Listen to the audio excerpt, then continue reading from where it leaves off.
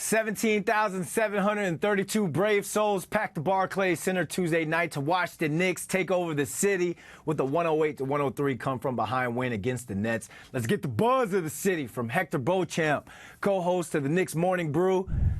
Hector, my man, love you Morning Brew guys, man. I was just watching the show. You guys are bringing the energy, so come on, bring that energy on this one right here. Let's talk about this game last night. Julius Randle and Jalen Brunson should both be in their 50 voice, be like, I run New York, because both them dudes balled out.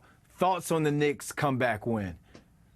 Shout out to you, Brandon. Thank you for having me on. And yeah, for those people out there, my name is Hector. I am one of the co-hosts from the Knicks Morning Brew. And you said it last night, the New York Knicks, they put their stamp on this city, right? I know when KD and Kyrie were here, there was a lot of back and forth from the few Net fans that they were, that New York City is a Nets town. Listen, I'm a Knicks fan, always been a Knicks fan. New York City is and will forever be a New York Knicks town, right? I grew up in Brooklyn. I went to high school right around the corner where the Barclays Center is, Brooklyn High School, the Arts, the old Sarah J. Hale. And I was in school when the news started popping off that the Nets were going to be at the Barclays in that area on Atlantic Avenue. And myself and all the other Knicks fans I went to high school with, none of us were excited because we all grew up diehard Knicks fans. And like I said, born, raised in Brooklyn. I got Brooklyn tattooed on my arm, but I'm still a Knicks fan when it's all said and done. And shout out to Jalen Brunson and Julius Randle, 30 pieces a pop.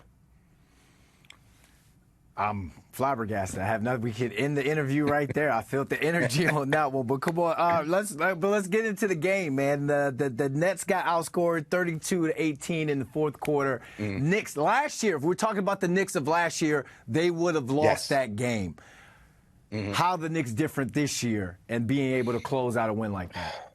It's another year being prepared, and it's another year of having Julius Randle and Jalen Brunson playing together. You've seen game in after game, the chemistry that they are building, especially after the RJ trade. Shout out to RJ and IQ. I wish them all the best in the world. But when it comes down to it, you see the chemistry that Jalen and Julius Randle, they have when they're playing. And Jalen Brunson, he is taking his game to a next level. The way that he makes Julius Randle a much better player, a much better decision maker, being more efficient from the field. Julius Randle, you saw it in that fourth quarter when Julius Randle had that fast break from Josh Hart and he slammed it. You know how happy and excited Julius was, but you saw the excitement in Jalen Brunson, who isn't one to let his emotion be on his sleeves, but you saw it last night. Both Julius and Jalen Brunson was wearing the crown. New York City is our town. Yeah, Julius said that it was lit out there. I'm like, yeah, I'm 39 years old. I can't say lit, but I know what the young boy talking about, man. His story is a true New York love story.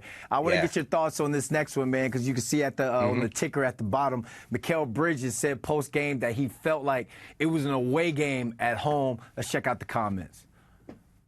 I mean, you can hear it in the crowd. I feel like a freaking away game when they made their run, so. And you're reasonably new to this rivalry, but I mean, when you hear a crowd like that, it's your building, and you have to hear "Let's go Knicks" and all of that. Just how would you describe that? Is that frustrating? Is it galling? I don't want to put words. How would you describe that?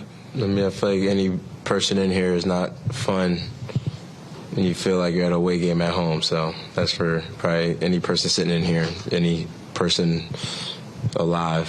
So. Thoughts on the comments, and what's it like being a Knicks fan right now?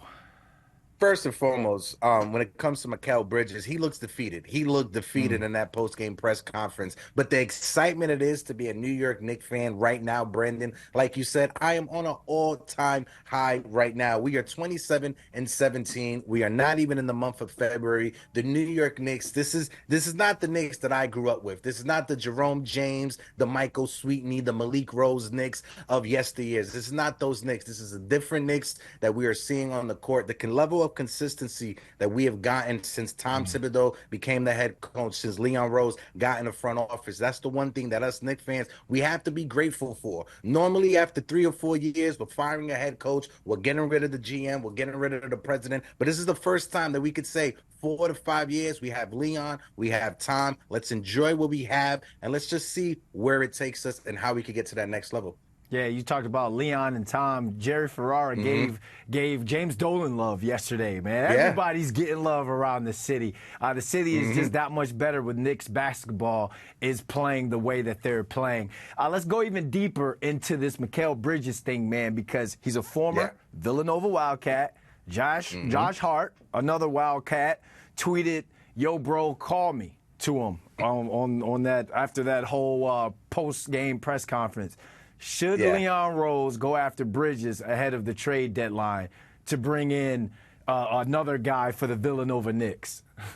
First, when it comes to Josh Hart, he is a master of trolling on the interwebs out there. But no, when it comes to Mikal Bridges, it's the dream scenario, right? This is the one guy that we could have had. We drafted Kevin Knox over Mikal Bridges. We drafted Kevin Knox over SGA. But Mikal Bridges is that guy that he would fit perfectly. He is a Villanova boy, like you said. The connections with Jalen, with Josh, with DiVincenzo, it's already out there. Everybody knows about it. But I don't think the Brooklyn Nets, I don't think the Nets want to gift their crosstown rival the gift that they need or the piece that they need to take them to the next level. I don't see it happening. You can never say never, and you can never say never. You saw the Knicks, we made a trade with the Toronto Raptors after we're going through legal battles. But when it comes to the Nets, I don't see it happening. Again, you can never say never. It is the dream scenario, and Mikal Bridges would be that perfect fit in our starting lineup.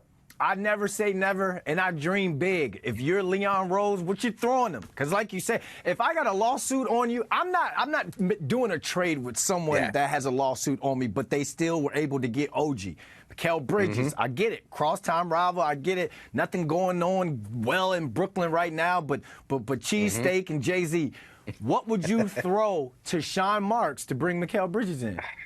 Well, the Knicks, they have 8 tradable first-round draft picks over the next several years. 2 of them are protected. And you've seen Woj come out over the past couple of days saying that the Knicks are trying to gear up for this offseason, a big trade. So if the Knicks are going to try to make a move, if they want to try to get that superstar off rip, they know that it's going to cost 5 to 6 first-round draft picks. Now, that leaves you the 2 protected draft picks that you got in this draft, and I'm not sure if those picks will even convert. So you got to ask, what are you willing to give up? Are you willing to get Mikal Bridges and sacrifice trying to swing for the fences this offseason and get that superstar? I'm not sure if Leon Rose wants to do that. Again, if the asking price is right, if we miss out on that superstar, if Brooklyn wants to trade Mikal during the offseason, maybe we can get him in the offseason. But as of right now, at this trade deadline, I think the Knicks will make some minor moves and will try to save as much of their assets for the offseason.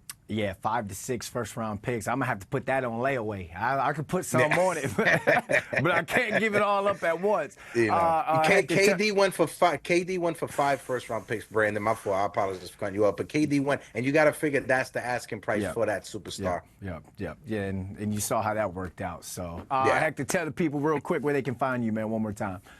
And you guys can find me, Morning Brew Sports, on YouTube. I am the host of the Knicks Morning Brew and the Yankees Morning Brew. You guys can catch us 11 o'clock in the morning, Monday through Friday. Again, shout out to everyone who supports us. Shout out to Jerry Ferrara, my other co-host, Celso Porto, and Phil Porto as well. Man, it ain't baseball season yet. I'll call you when pitchers and catchers report. Always networking, though. I like it, man. Appreciate you jumping on.